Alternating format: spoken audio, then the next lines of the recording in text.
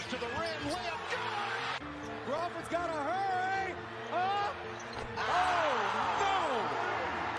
Jesperson. Half-court lead for the win. Jesperson knows it. Jenkins through for the win. Gone. He did it. Bryce Brown did it. Jenkins for the championship.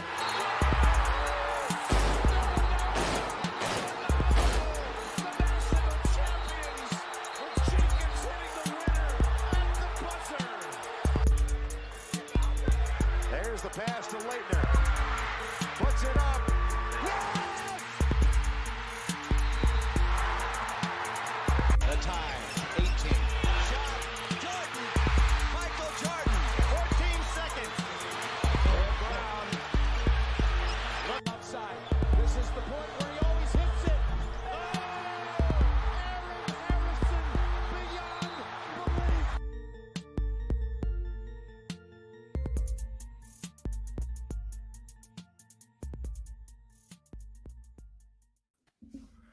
What's going on, everybody? Parker here with Neil Meyer, and it is the return of At Large Bid as we are back, and we're excited to talk about the college basketball season, talk about the new AP Top 25 polls, and just talk about everything overall going on in college basketball. But before we start this video, just a little bit of an intro here. I'm Parker Fields, media member in the local Cincinnati sports world with Neil Meyer, covering all things Cincinnati basketball. But we're here to talk about everything, just not the local teams today, and just talk about everything college basketball. So, Neil, you excited to get this thing started or what? Absolutely, man. Fired up to get this project on the roll. Exactly. So we're going to talk about a few things today, but the first thing we can talk about is our reactions to the new AP Top 25 poll today. Neil, first things first, do you have anything that jumps off the page to you that started today with that? Yeah, I think after the polls got released, I think the biggest thing that stood out to me was Texas coming in at number 5. I mean, they had 2 top 10 wins over this week, Baylor and Kansas. So Texas is sitting at number 5 now in the latest polls. I think that was the biggest thing that really stood out to me. And I mean, they have another big one tonight, so versus Kansas. So another huge opportunity for Texas to really make a statement for themselves. So overall, I think that's the team that really stood out to me the most here as the new AP polls were released earlier this morning. Yeah, I'm with you there for sure. Texas at number 5 is a big standout. Purdue staying at number 1 was a little bit interesting, as there was question if they were going to stay at number 1 after the loss over the weekend. And, I was questioning it for sure. I didn't know if they'd still be number 1 after this week, but they are number 1, and I still think they are a deserving number 1. What do you think? Yeah, I agree with you. I think Zach Edey is definitely the favorite for National Player of the Year right now. I mean, yeah, it was a tough loss to Indiana, but I mean, overall, I mean, it wasn't like it was 20 points or whatnot. It was just 5 points. So, I mean, Indiana's always a tough place to play. Indiana's a very talented team as well. So, I mean, that one loss wasn't going to hurt them. I mean, Purdue's definitely still the early favorite. They've been sitting at number 1 for the last few weeks. So, overall, I definitely think they're still the early favorite for number 1.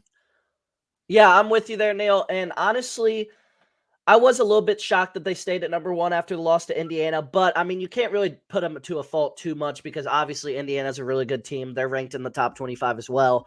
I mean, that's a historic place to play at as well. It's not like they're playing against some scrub and some bad team there by any means.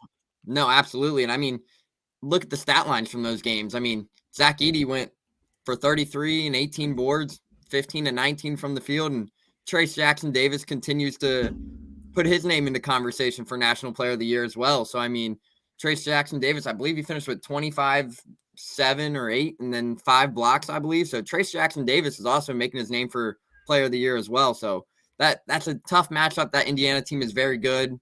So overall, it's not a loss that will really hurt them on their resume or whatnot. So overall, you mentioned it, Assembly Hall has a lot of historic background. It's a really hard venue to play in. So I'm really excited for see what's next come both of those two teams. Yeah, and then at number 2, Houston went up one as they were number 3 last week after falling from their number 1 spot.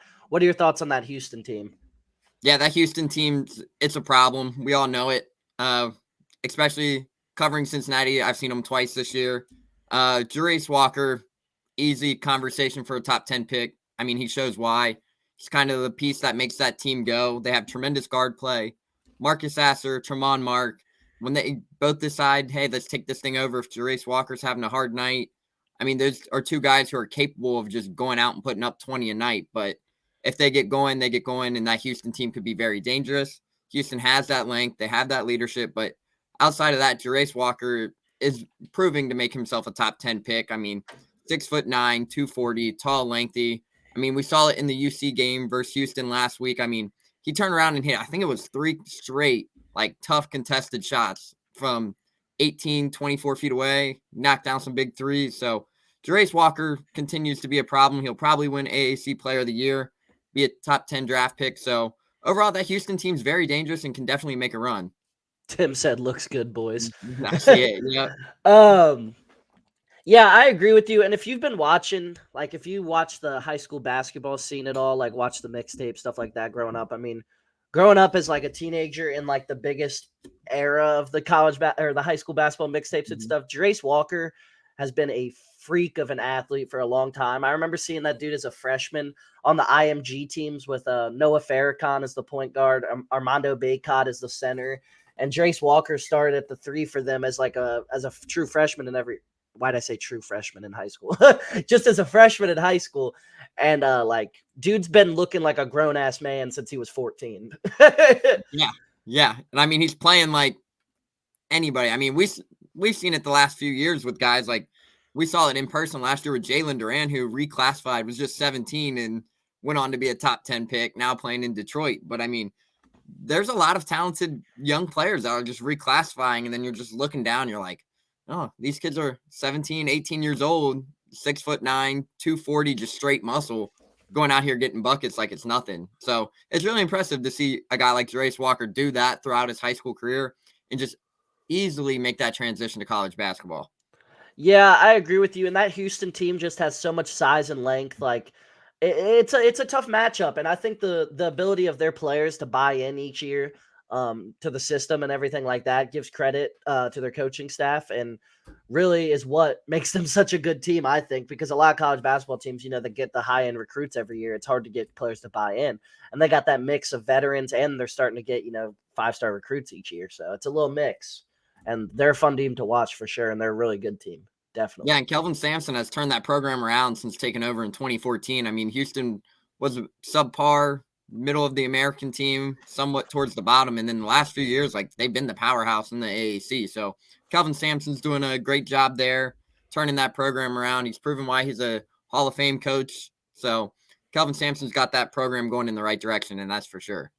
And then a team I wanted to talk about a little bit, Tennessee drops 4 spots from number 2 to number 6 after this week. What are your thoughts on that Tennessee team after that bad loss to Florida this week, which, I mean, Kentucky just pretty decently handedly beat Florida, and then Tennessee gets beat pretty bad to Florida last week. So what are your thoughts on Tennessee after last week?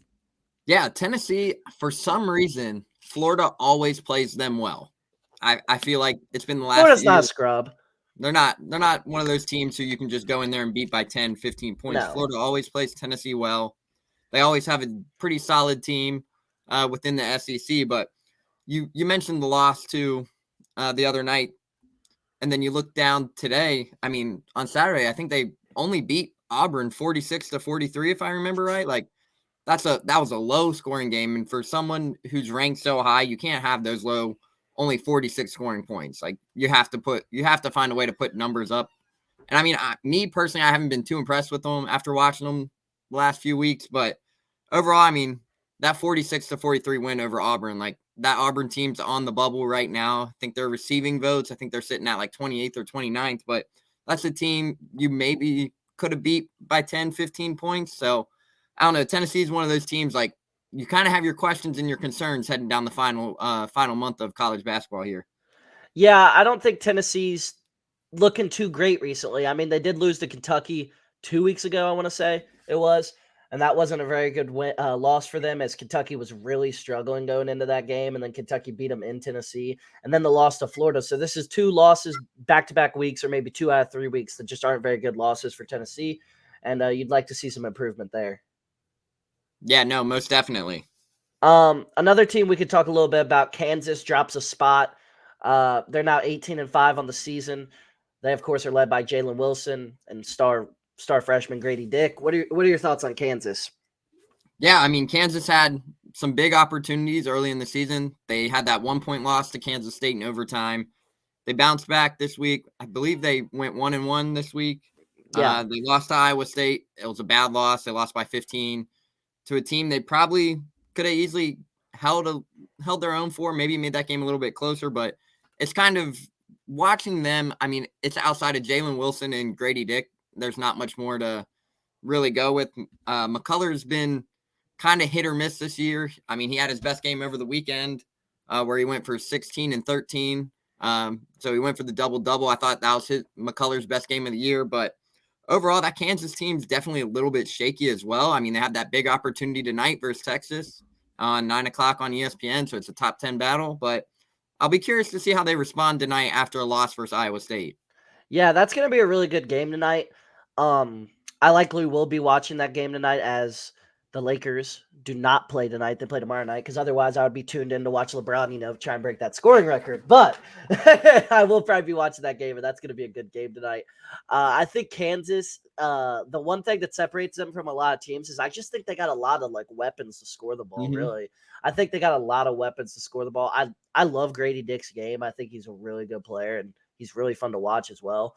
And he can affect the game on so many different levels, too. Yeah, and Jalen Wilson's growth over the last 4 years has been crazy. He came in not that great of a player, just a role player, been a role player really for the first 2 years of his career. Last year, he stepped up a little bit more, was double-digit score, and then this year, he's one of the best players in the country playing it's crazy.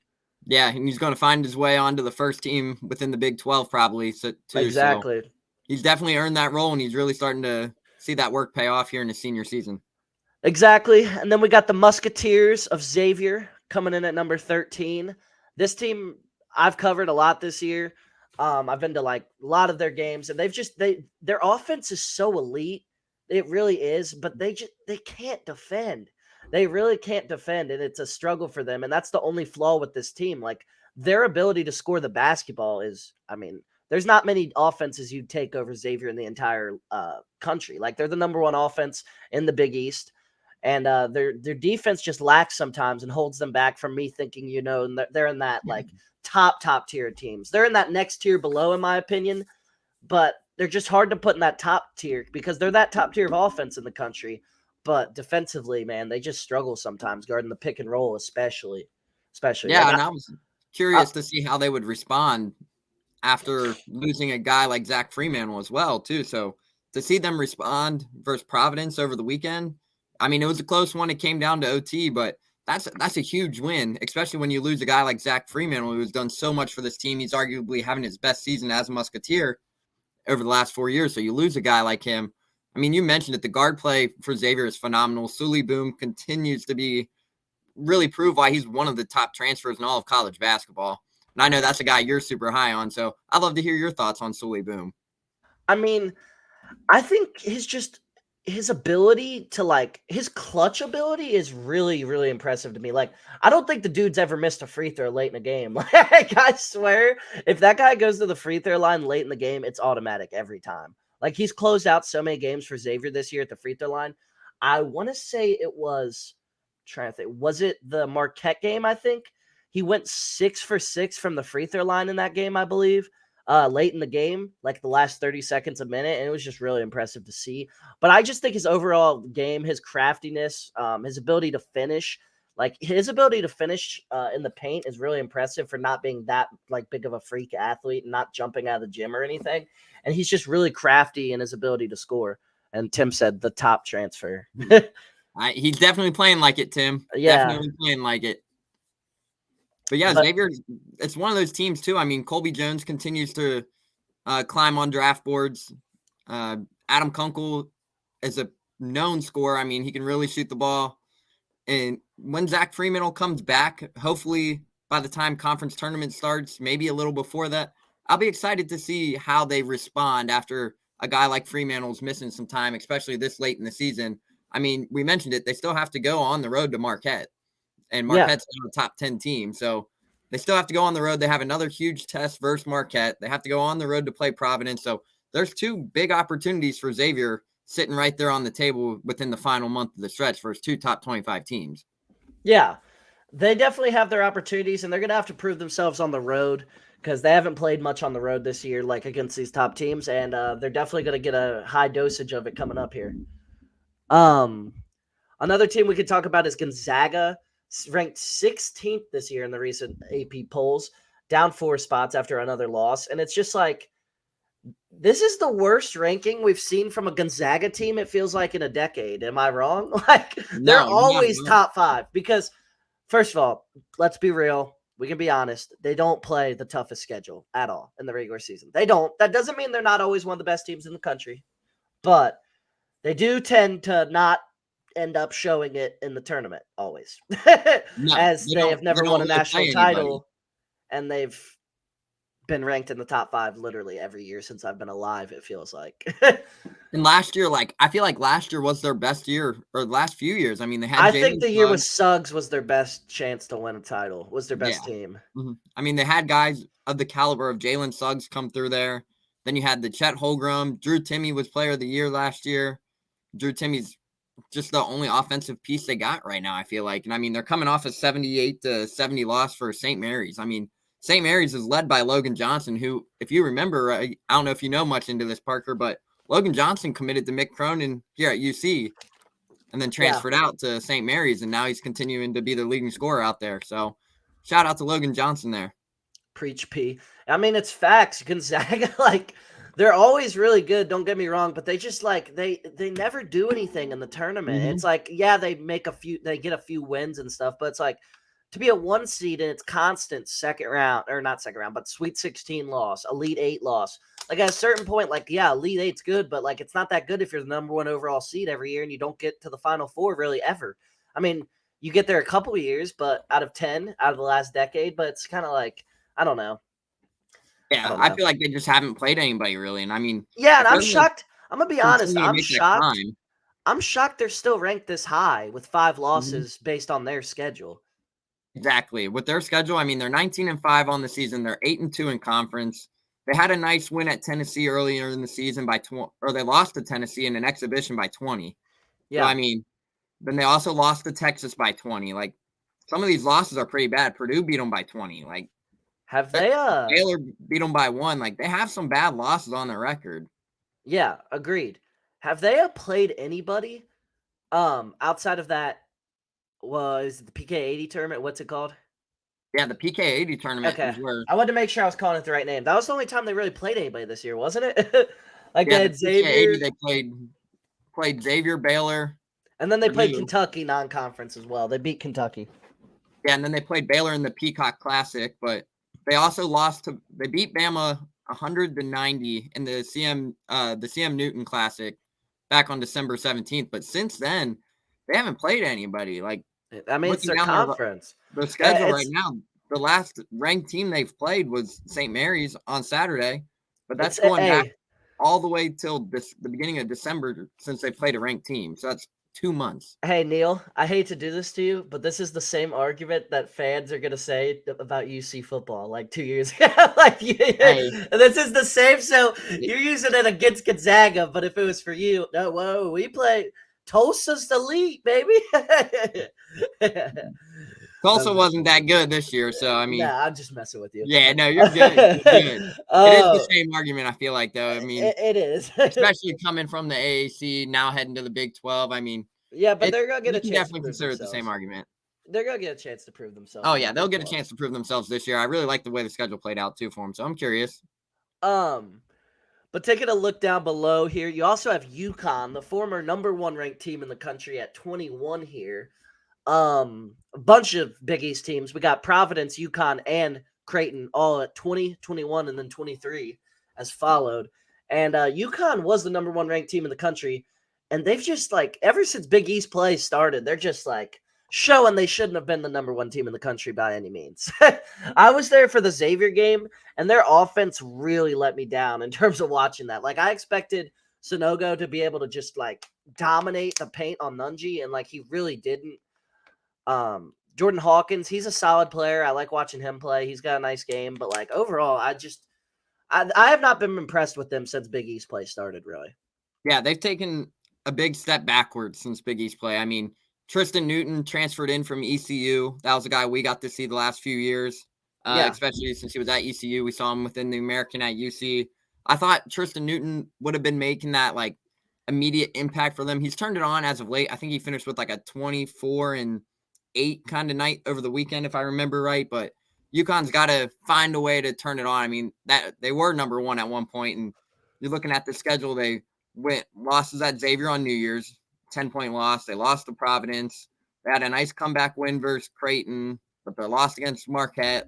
St. John's is a loss that will hold some weight for them. So overall, like they just got to find a way to bounce back. I mean, you can't just be sneaking by Georgetown when you were a ranked team with as much star power as UConn has. Like a 68-62 victory is not enough versus a Georgetown team that has struggled astronomically in the past in conference play.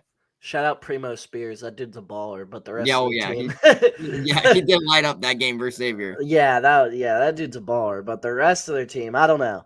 And then Creighton is in the complete opposite direction of UConn. This team was dead in the water, had lost 6 games in a row, and look at them. They're back to being ranked again after being a top 10 team all the first couple months of the season.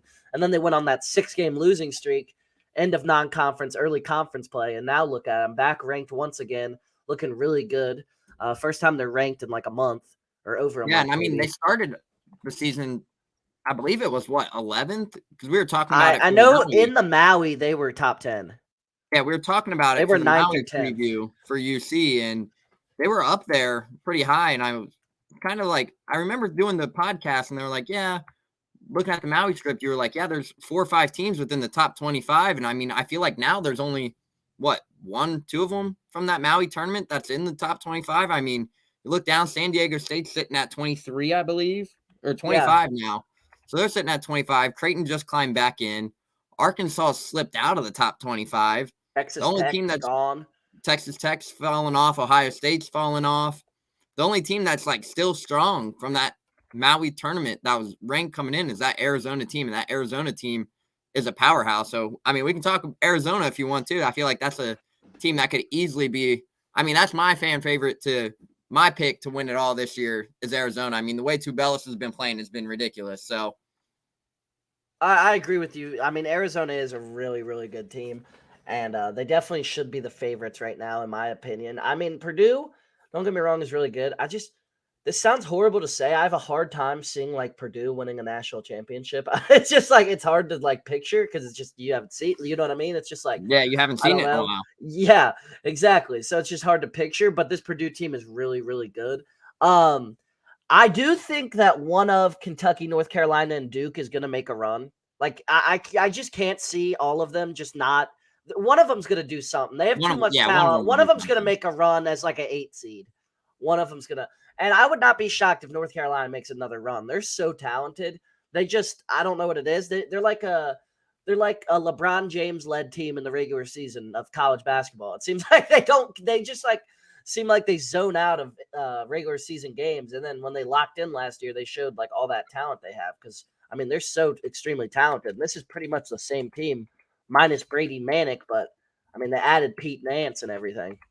Yeah, and I mean, I think for Duke, if they want to get back in that win column, it has to start tonight versus Miami. I mean, if they can get that run going versus Miami's coming in now 19, if they can make that run, get it started here tonight versus Miami, I mean, that could be the turning point for the Blue Devils and John Shire. So I would like to see them kind of turn this thing around. I mean, Kyle Flipkowski is continuing to prove why he's one of the top prospects in all of college basketball.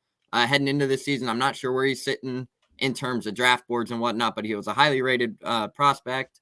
So Duke really can make this thing turn around. So, but me personally, I think it's got to start tonight with the game, with the win, hopefully a win over Miami, but they are on the road at Miami. So it could be a test to them. Yeah. And I think this Duke team has a lot of really good players. Like you got a veteran point guard in Jeremy Roach, like running the offense and everything. You got a lot of really nice pieces around him and Flipkowski, like you said. And I just think this team's going to figure some stuff out. They're definitely playing better as of late, and they're creeping back into that top 25. As far as North Carolina goes, They've been really struggling recently, man. They just really have all year, and right now it's kind of like, are they going to make the tournament? Like it's really like that's a question right now. Sitting at 15-8, really been struggling. 7th in the conference, only 7-5 in conference play. And it's just like we're just waiting for them to turn it on, but it's almost like are they going to turn it on? That's kind of Yeah. how I'm feeling right now. Like, are they? I don't know. Yeah, I mean, I would hope they would turn it around. I mean, Baycott came back for that extra year. I mean, especially after how the season went last year, the ending, he got hurt in the national championship game. I mean, he came back for that extra motivation. So I'd like to see them kind of flip it around. So they have to make a run here at the end of the season. So I'll be curious to how that goes. Yeah, I agreed with you. Um, Another thing I wanted to talk about a little bit about, or another team, obviously, is Kentucky. We got to cover the three big blue bloods right there. Got to talk a little bit about all three of those. So Kentucky, now it's 16-7. They've definitely been playing better as of late. I think they've won 6 in a row conference games. The only game they lost was Kansas, and obviously that wasn't conference. So, but 6 in a row in conference play, and they've definitely been looking better recently. I mean, Oscar Tshiebwe is not having the same player of the year season he had last year. He's still one of the best players in the country, Yeah, it's but actually 6 of the last 7. They had that loss at Kansas. that's why I said 6 in a row in conference. Yeah, 6 in a row in conference, but 6 of the last 7 with Kansas. That Kansas loss wasn't a bad loss either. No, So, because that's a good team and that was a yeah. close game as well. And yeah, Sheboy's not looking as good as he did last year, but he's Mhm. definitely still one of the best players in the country. Cason Wallace has really been improving as of late, and I, I really don't know why Chris Livingston doesn't get more minutes. Like I don't know what Cal has against him, but he has something against him. He always says literally after every game, Chris Livingston should have played more. It's like, okay, well you say this after every game, Cal. So Yeah, and Cason Wallace continues to prove why he's one of the top point guards in all of college basketball as well. So yeah. very enticing prospect to keep a name on as well. Projected first round pick. I believe he's still sitting in the lottery pick, right? Around I the believe 15 I to believe either late lottery, mid first round, something mid like that. first. He'll be That's a what I was first thinking. rounder though. He'll be a one and done. He'll be a first rounder, so he'll go. Yeah, But but yeah, and you mentioned Kentucky. You look down at the last half of their SEC schedule. They have Arkansas tomorrow night. Then they have to go on the road in 2 weeks versus Tennessee. They have Florida again. Auburn's sitting right outside the top 25. And then they have to go back to Arkansas to finish off the season on the road on March 4th. So there's plenty of opportunities there. Arkansas still within the teams receiving votes. So Kentucky has a chance to really kind of boost that resume here in the final stretch. And I mean, I think they will. I mean, that Arkansas team is one of those teams that's kind of fallen off, as we mentioned. But I think Kentucky is really going to solidify their spot here in the next few weeks. yeah, I'm with you there, and I definitely think Kentucky, Duke, and North Carolina, all three of those schools are going to get their chances and get some chances to prove themselves and improve their stock when it comes to tournament time and it comes to seeing where they'll be playing, where they'll be seated, and everything. And hell, even if they all get in the tournament, who knows? Yeah, We'll see. exactly. We'll see. But yeah, that's really all I got for in terms of just talking about specific teams and everything. Because we went over the whole top 25, like we went over some big teams in there, and then we covered a few teams outside receiving some votes. I mean, Oral Roberts, shocker receiving votes, like in terms of like before the season and everything. But I Max mean, Abmas, yeah, March Max Madness Abmas, legend. former March Madness legend from 2 years ago. But this team is a lot better than they were 2 years ago. They added Oh, yeah. Mhm. what's his name? Is his last name Vanover? Is it Connor Vanover? I The big think it man? is. Is it I Connor think it is. Vanover? The big 7'5" kid or whatever from Arkansas? I believe so. Yeah, that dude's a beast. They got shooting all around Amos, and it's just overall a really nice team with a Yeah, really Connor good offense. Vanover. I mean, they're sitting 21-4 on the season, so wouldn't be surprised to see that Oral I mean, they're Roberts not team make a playing little anybody, run. but still. Yeah, They're make a doing little what run. they're doing what is in front of them is what I'm trying to say. They are doing what is right in front of them. Yep, they're holding it down within conference play and whatnot. So Yeah, agreed with you. Um, you want to talk a little bit about some games this weekend? Talk a little bit about your thoughts on some of the big games that happened this weekend. I mean, Kentucky and Florida played. That's always a big game. Kentucky mhm. ended up beating them. There were some other big games. You want to give your thoughts on some things? Yeah, I mean, the one game that stood out to me this weekend, I know you and I texted back and forth on it, was Arizona versus Oregon on Thursday night. Azule Tubelis finished with 40 points, 9 rebounds, 3 steals, or I believe it was 3 or 4 steals. I mean, when Tubelis gets going for Arizona, like it's a whole different team. I mean, we see how him and Omar Ballo play together. They complement each other very well. They have great guard play. Like me personally, I think Tubelis has to have his name in consideration for National Player of the Year as well. But overall, that Arizona team, like, let's be honest, they're the early favorites for me personally on the outside to win it all. I mean, they just have great guard play. If Tubelis can put up 25 every night, he doesn't have to put up 40 every night. I mean, what he was doing 40. on Thursday night was just absurd. I mean, I think he only missed I think he shot 16 for 21. Like some of the shots were tough shots and they were just falling. It just seemed like he couldn't miss. And then you get Ballo playing. They have great guard play. Kerr Carissa, Courtney Ramey. That's a really good player. Yeah, I was about to say Courtney Ramey's former Texas guard, really, really solid guard with a really nice game. Arizona's definitely one of the best teams in the country. That was a fun game to watch because, like you said, Tubelis just put on an absolute show. And then this last weekend, I believe it was the final minute. Dude tried to drive on Tubelis, and he sent that thing to the third row. And I mean, it was no easy layup, and he just waiting in the paint. He wasn't having it, was he? No. And I mean, that was when he was up nearly 20, and I mean, he still sent it to the third row. So I mean, Tubelis just impacts the game so many ways. He's a 7-footer, can do so many things. So, I mean, me personally, I'll be curious to see how Arizona plays out here down the final stretch of Pac-12 play and into the conference tournament. Yeah, I'm with you there. And then there was an absolute snooze fest on Saturday, which I don't really want to talk about, but we can mention it. Tennessee-Auburn. Tennessee loses 46-43.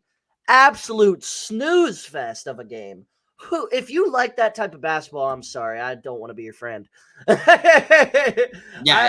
can't be having these games where you're putting up. I think Auburn only had 19 points in the first half. Tennessee 23. 19 and you won the game.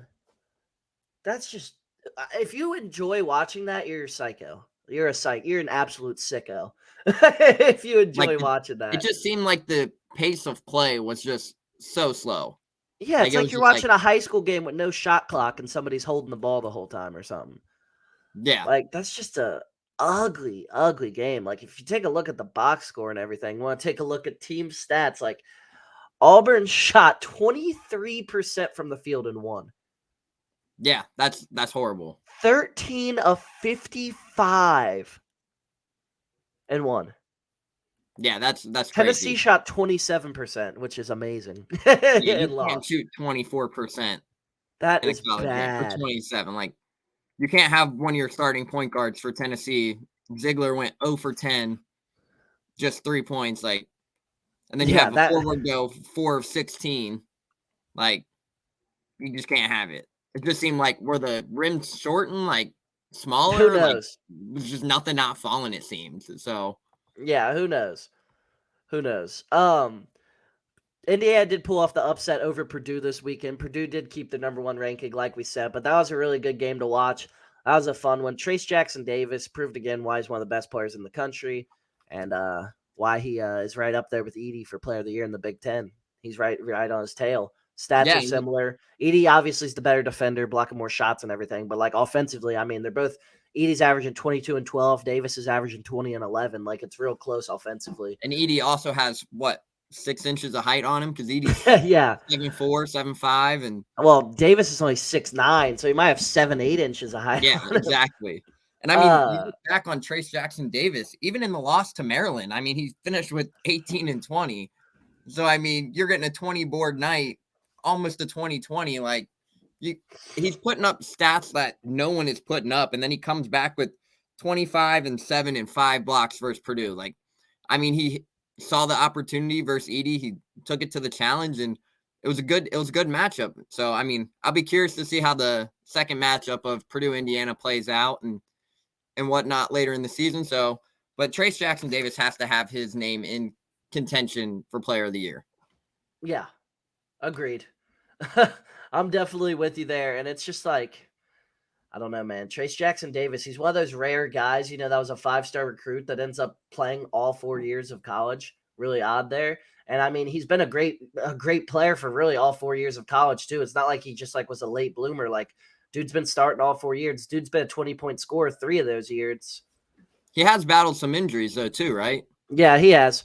And only flaw in that guy's game is he really doesn't have much of a perimeter game at all. You think he would have developed that really in 4 years of college, but it really hasn't developed much. Now his post game though is elite. Yeah, no, his Very post game, what he can do inside is elite. Mm-hmm. It's just, not the best perimeter game by any means. I want to talk a little bit about some of the top guys in the country that have been playing the best this year. Obviously, Zach Edey. I don't think we have to touch on him too much. We just talked about Trace Jackson Davis. Max Abmas from Oral Roberts. Like, dude is just a stud point guard. Yeah, he's a phenomenal point guard. I mean, we saw what he was able to do over the last few years. So, I mean, he's one of those guys, too, who can affect the game in so many different ways. So, glad to see he's playing at one of his best levels for Oral Roberts. And I'm very excited for a player like Max Abras down the final stretch here. And then, there's a lot of really good players. Shibwe, the reigning player of the year, he's having a really good season once again. He's doing his thing. It's just he's kind of regressed offensively almost. Like he's never been a great offensive player. Like we all know, Oscar Shibwe has just about no bag when it comes to his moves and stuff. But it's almost like this year it's just like he's regressed a little bit offensively. He misses a lot of dunks. Like it's like he really does. He's got the size and the physicality, but I mean, he's got to get a little game going on the offensive end. Yeah, and I mean, he still could make a run at it. You never know, but right now he's not looking like he's going to be a winner. He is in the top 20 though, so obviously he's still a candidate. Brandon Miller from Alabama having a great season. Season. That guy's going to be a stud at the next level. Yeah, another top 5 projected. Yeah, NBA that guy's going to be a stud. As well. Another guy I'm just kidding. Another guy we mentioned, Azules Tubelis from Arizona. I mean, looking at the stats right now, he's averaging 21 and 10, shooting nearly 60% from the field. I mean, you haven't seen a guy that's 6'11", 245. I mean, I feel like he can just do everything for Arizona. I mean, he's shooting 41% from 3. So if you can get a guy who's 6'11" to shoot that kind of clip from behind the arc, it's what makes that team so special. So Tubelis is definitely a guy to keep a name on as well. One of the most enticing players in the Pac-12, obviously all of college basketball as well. So Tubelis is another guy who could really just start to pop off even more down the final stretch here. Yeah, and then lastly, the last thing really I wanted to touch on the first episode here is I wanted to touch on the fact that Antoine Davis from Detroit Mercy is less than 300 points away. If he could somehow get 300 points, if they could maybe make a deep run in the Horizon tournament, he might end up becoming the all-time leading scorer in college basketball, which is very impressive, but there is an asterisk on that as he got 5 years of college because of COVID, and Pete Maravich did it in 3 years. but because you couldn't play as a freshman back then. Yeah, and plus anyone who knows Antoine Davis or has covered Antoine Davis over the last few years, I know I've seen him, you've seen him quite a few times. The kid's confidence level is through the roof. He does not ever. I don't think he's ever seen a shot he doesn't like. No, but his efficiency is much better this year. He's up to shooting 42% from 3, a career high. So definitely much more efficient this year. And even, I mean, on how many attempts, he's shooting 11 threes per game, 42%. I mean, that's Steph Curry numbers. Didn't he right also there. just break the Steph Curry's record for most threes in college? Yes. I believe it was like 515 or something. That was early January. So I mean, yeah, he's at 543 threes in his career.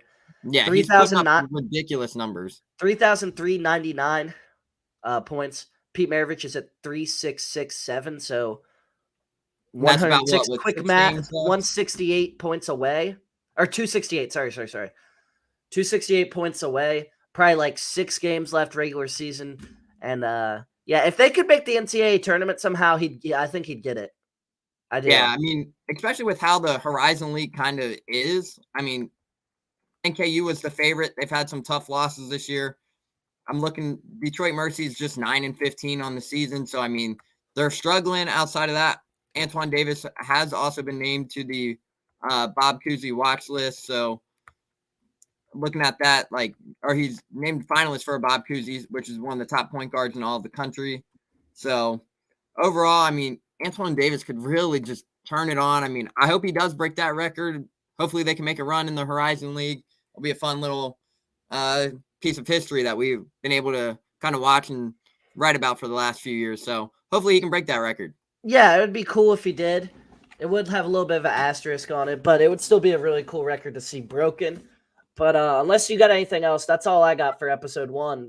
Really good week of college basketball. I hope we covered everything you wanted to hear about. This was really fun to do, Neil. I hope you enjoyed it. Yeah, I know we do got one more thing to really kind of put out there. 48 minutes, we'll be hosting a watch party for the Lakers tomorrow as LeBron chases history in terms of breaking the scoring record. So we will be having that as well. And then the trade deadline is this Thursday as well within the NBA. So make sure you guys continue to check us out at 48 minutes and get all the latest content for you guys. So follow us on Twitter, continue supporting everything that the team has been putting out there. So after that, that's really all we got left. So make sure you guys just continue to tap in as well. Yeah, subscribe on YouTube. Listen to the podcast on Spotify, Apple Podcasts, wherever you listen to your podcasts. Like I said, subscribe on YouTube. Like this video. It really would help us out a lot. And yeah, guys, without further ado, watch the LeBron watch party tomorrow. If he doesn't cover on Tuesday, then watch the LeBron watch party on Thursday. And we'll have a NBA trade deadline podcast up on Thursday. So without further ado, we'll see you guys on the next one. See you guys.